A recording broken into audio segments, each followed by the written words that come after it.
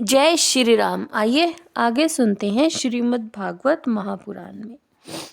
अर्जुन ने युधिष्ठिर से कहा, महाराज, कौरवों की सेना भीष्म, द्रोणादि अजय महात्माओं से पूर्ण अपार समुद्र के समान दुरस्तर थी, परंतु उनका आश्रय ग्रहण करके अकेले ही रथ पर सवार होकर मैं उसे पार कर गया। उन्हीं की सहायता से आपको याद होगा, मैंने शत्रुओं से राजा विराट का सारा गोधन तो वापस ले ही लिया, साथ ही उनके सिर पर से चमकते हुए मणिमय मुकुट तथा अंगों के अलंकार तक छीन लिए थे। भाई जी, कौरवों की सेना भीष्म, कर्ण, द्रोण, शल्य तथा अन्य बड़े बड़े राजाओं और क्षत्रिय वीरों के रथों से शोभायमान थी। उनके सामने मेरे आगे आगे चलकर वे अपनी दृष्टि से ही उन महारथी योद्धपतियों की आयु, मन, उत्साह और बल को छीन लिया करते थे। द्रोणाचार्य, भीष्म, कर्ण, भूरिश्रवा, सुशर्मा, शल्य, जयद्रथ और वाहिक आदि वीरों ने मुझ पर कभी न चूकने वाले जब अस्त्र चलाए, परंतु जैसे हिरण्यकश्यप आदि दैत्यों के अस्त्र शस्त्र भगवत भक्त प्रहलाद का स्पर्श नहीं करते थे, वैसे ही उनके शास्त्र मुझे छू तक नहीं सके।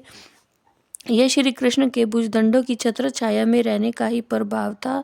श्रेष्ठ पुरुष संसार से मुक्त होने के लिए जिनके चरण कमलों का सेवन करते हैं, अपने आप को तो दे डालने वाले उन भगवान को मुझ दुर्बुद्धि ने सारथी तक बना डाला। आह, जिस समय मेरे घोड़े थक गए थे और मैं रथ से उतरकर पृथ्वी पर खड़ा था, उस समय बड़े बड़े महारथी शत्रु भी मुझ पर प्रहार न कर सके, क्योंकि श्री कृष्ण के प्रभाव से उनकी बुद्धि मारी गई थी। महाराज, माधव के उन्मुक्त और मधुर मुस्कान से युक्त विनोद भरे और हृदय स्पर्शी वचन और उनका मुझे पार्थ, अर्जुन, सखा, कुरुनंदन आदि कहकर पुकारना मुझे याद आने पर मेरे हृदय में उथल पुथल मचा देते हैं। सोने, बैठने, टहलने, अपने संबंध में बड़ी बड़ी बातें करने और भोजन आदि करने में हम प्राय एक साथ रहा करते थे। किसी किसी दिन मैं व्यंग्य से उन्हें कह बैठता, मित्र, तुम तो बड़े सत्यवादी हो।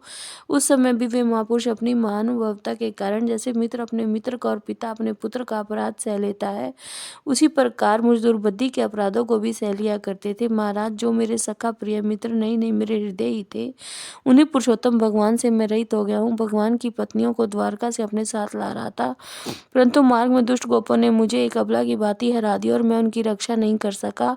वहाँ मेरे गांडव धनुष हैं, वे ही मेरे बाण हैं, वही रथ है, वही घोड़े हैं, मैं वही रथी अर्जुन हूँ, जिनके सामने बड़े बड़े राजा लोग सिर झुकाया करते थे। श्री कृष्ण के बिना ये सब एक ही क्षण में नहीं के समान सार शून्य हो गए। ठीक उसी तरह जैसे भस्म में डाली हुई आहुति, कपट भरी सेवा और उसर में बोया हुआ बीज व्यर्थ जाता है।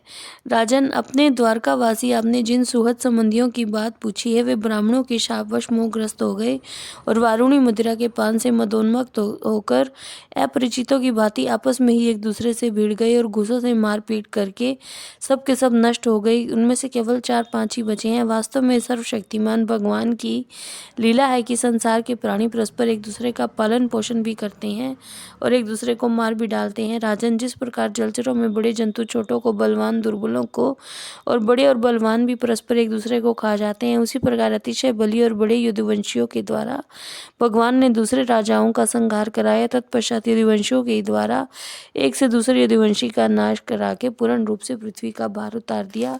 भगवान श्री कृष्ण ने मुझे जो शिक्षाएं दी थी, वो देश, काल और प्रयोजन के अनुरूप तथा हृदय के ताप को शांत करने वाली थी। स्मरण आते ही वे हमारे चित्त का हरण कर लेती हैं। जय श्री राम।